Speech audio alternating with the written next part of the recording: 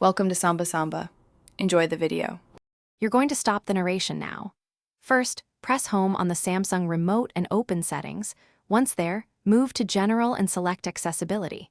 You need to find Voice Guide or Screen Reader. Models label it differently. Use the directional keys to highlight that entry, then press Enter to open its options. Make sure the TV is connected and responsive so the menu navigates smoothly. You don't want to confuse remote lag with accessibility settings. Once you're in Voice Guide settings, choose the toggle or checkbox labeled Voice Guide or Screen Reader and switch it to off. You'll often see a confirmation prompt. Accept it to apply changes. If a separate volume or speech rate is shown, ignore it once the guide is off.